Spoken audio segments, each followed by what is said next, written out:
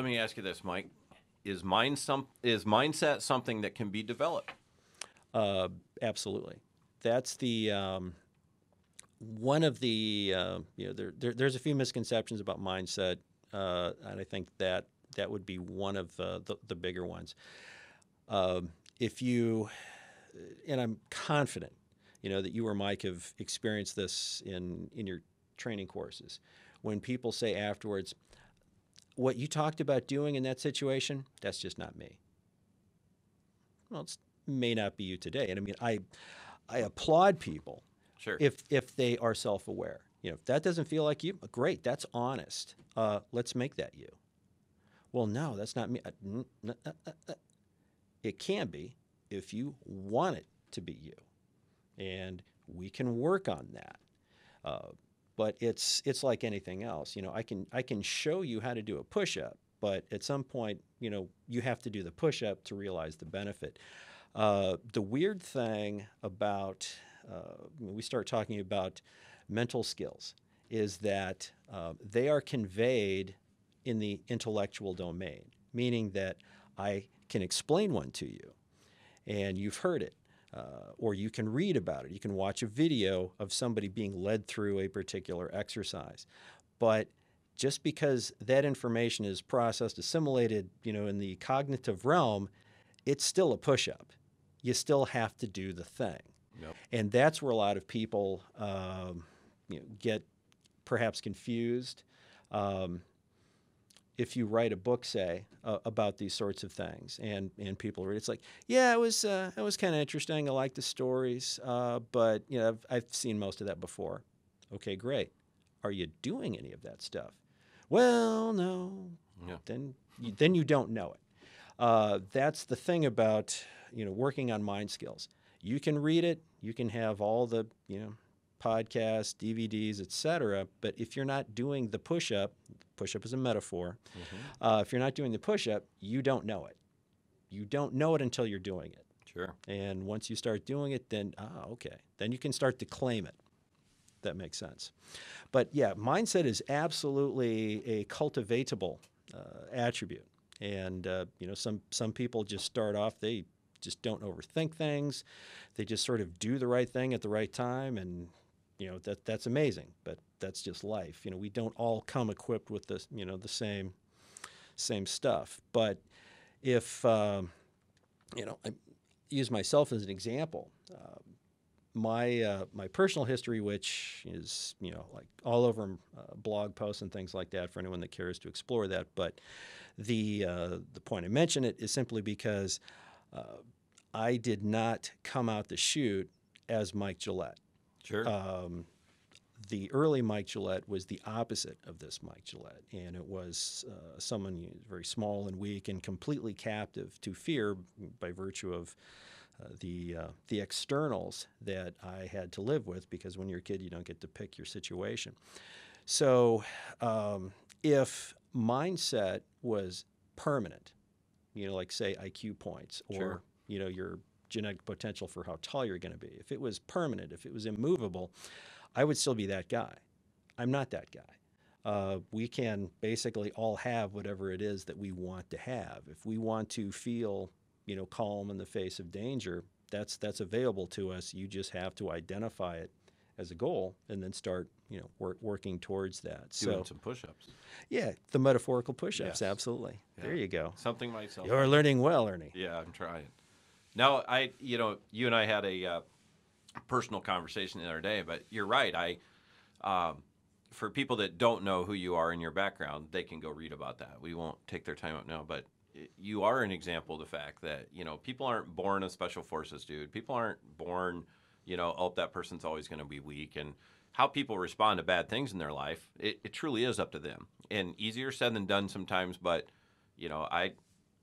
I always want to learn more about, hey, whatever happened.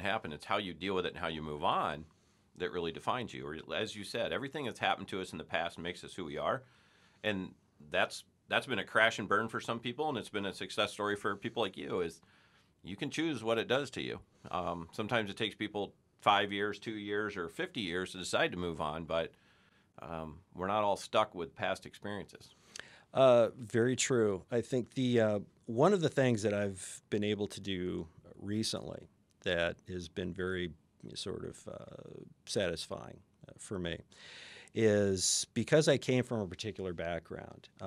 When I am able, I like to share those experiences and how those experiences were overcome with we'll call them at-risk youth. Sure. So like I get to spend time talking to kids who are either like in alternative education settings, all the way to kids who are incarcerated, and there's a lot about the old Mike Gillette story that relates very much to the circumstances of those young people. And if you don't know as a younger person, and this relates just completely to people who might want to become customers of yours because something happened to them. They were very fearful, and they continue to be fearful. If someone doesn't clearly explain or model that you can be literally anything you want to be. You can be any kind of person you want to be. You can be as strong as one, tough as you want to be, if you're willing to do the push-ups. But you have to accept that premise. And one of the things that is difficult for so many of us is, if something bad happened to me, say, and I sort of defined myself based on that. Well, it's easy for you, Ernie, but for me, I experienced this, and this, and life isn't fair, and that shouldn't have happened. And because of the things that happened to me, I'm basically giving myself a pass Yeah. on the accountability piece of changing myself. And I'm not really even going to say out loud that I believe that I can change myself, because then it would put everything on me. Absolutely. And not everybody's ready for that. Some people never are, and it breaks my heart. But You've met those people? I meet them all the time. When I was in law enforcement a million years ago, one of the I like to call it, sort of being idealistic. It was probably, just being completely, unrealistic and full of myself. But when you're a young person, you get into a profession, like law enforcement, or you're a teacher, whatever it is, you're going to change the world. I mean, you can say, well, I'm doing it to help people. It's like, no, man, I was going to change the world. I was completely convinced of it. Such was my magnificence and my positive intent. And I was just aghast as the years went by, just running into the same kinds of people over and over who could change their circumstances just by ceasing to do one or two stupid things. Yeah. And because I had grown up in a situation where adults weren't giving up stupid things that they were doing and being completely captive to that, I was particularly motivated, to say, if you adjust X, Y, Z, yeah, what are you going to do? This is just how life is. This is how I am. This is how he is, or whatever.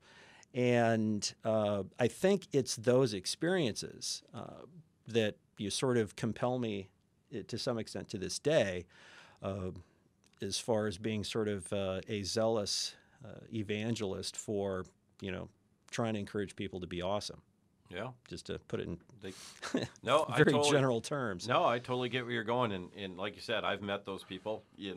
I could say I was one of those people earlier in my life, but it is frustrating when, and I'm not Mike Gillette and I don't go around the world teaching everybody, but you can see people who could easily step out of that circle that they're in, whether it's a emotional or physical bad circle that they're in. They can step out, but they just accepted, like you said, well, this is how it was for my parents, or, I'm from this neighborhood, or it's never going to get better here. And, that's not true. I'm a poor kid that was born in a trailer park in Alabama. So we can all end up somewhere fancy, like here in the TPS studio.